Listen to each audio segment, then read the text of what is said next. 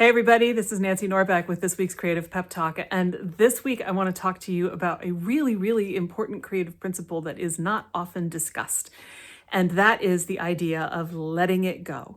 Now, obviously this is something that people talk about in lots of areas of life and it applies to lots of areas, but I really want to talk about it in the creative realm today because we tend as creative folks to latch onto an idea and never let it go, because we want it to be perfect, because it isn't working and we're convinced that it should work and we're determined to make it work, because we want it to be perfect. Those are just three possibilities. There are other reasons. I promised my grandmother that I would do this one day and therefore I have to do it. Any number of reasons. Here's why you gotta let it go. First of all, if it's not working, you need not to waste your time beating your head against it. That will actually end up blocking you. And so you need to let it go. It might not be the right time to work on that thing, and that's fine. You can come back to it later. And many times later is when something finally clicks. You've probably experienced this in some area of your life, whether it was a creative area or not. So that's one reason to let it go. Another reason to let it go is that you're just being such a perfectionist about it. You have written the great American novel and damn it, you want it to be perfect. I get it, but I also know, as every writer knows, that there is no such thing as perfect. And that goes for every other art form too. There's rarely ever anything that exists that you can truly say, nope, there's nothing I would do to make that better. You may say that about somebody else's work, but when it comes to our own work, we almost always will find something that we think we need to fix or improve, or some way we wish we had done something differently. Ask anybody who's written a book and hasn't picked it up for 5 years. As soon as they pick it up again, they're gonna find all sorts of stuff that they wish they had done differently. You gotta let it go. At some point, you can't make it perfect. It's not going to happen. It's time to let it go. And here's the thing. If perfectionism is the thing that is keeping you stuck on a project, you will eventually drive yourself nuts. The other side of that is you'll never get to any of the other ideas you have.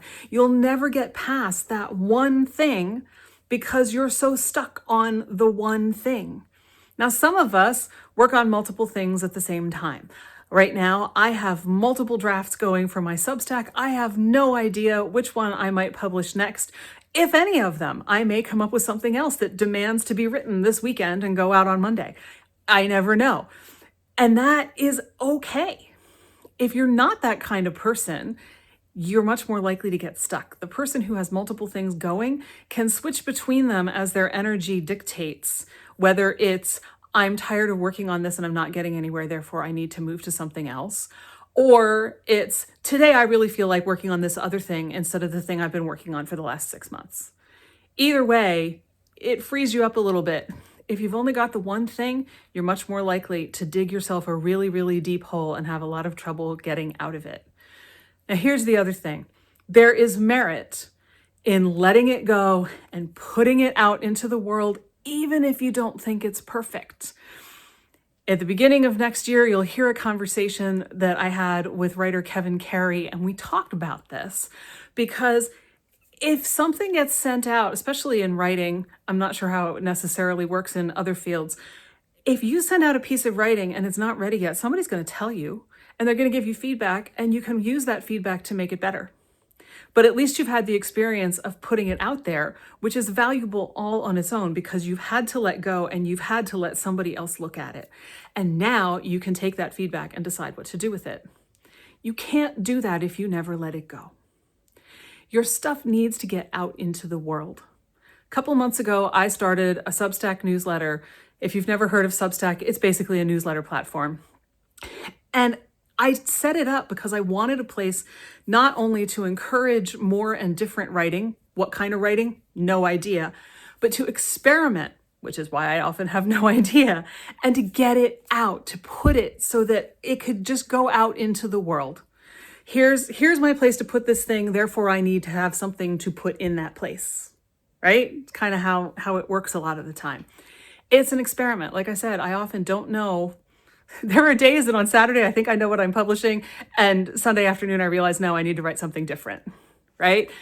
You don't know the way that I've set this up because I've deliberately called it an experiment, and that is what it is. But it's got me writing. It's got me putting things out into the world. And sometimes I publish them even though I am not sure that they are fully baked because I know that they need to go. Because I need to move on from them and do the next thing, even if they're not fully baked. And sometimes people reply to them or reply directly to me and tell me how much they loved them. And then I find out, maybe they were fully baked. What did I know? You don't always know.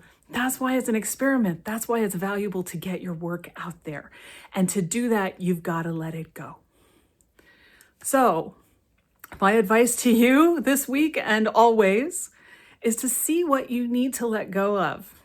Maybe it's not ready to go out into the world, but maybe you need to put it down for a while. Maybe it's time to work on something different, which could very well then inform the thing that you set aside for the moment when you go back to it. Another side benefit. Figure out what you can let go of one way or another and give it a whirl, especially if you're the kind of person who tends to dig in. Try something different instead. Come back to it later. Try a whole bunch of different things. Set up an experiment for yourself like I did. Whatever sounds right to you, give it a whirl, see what happens, and let me know.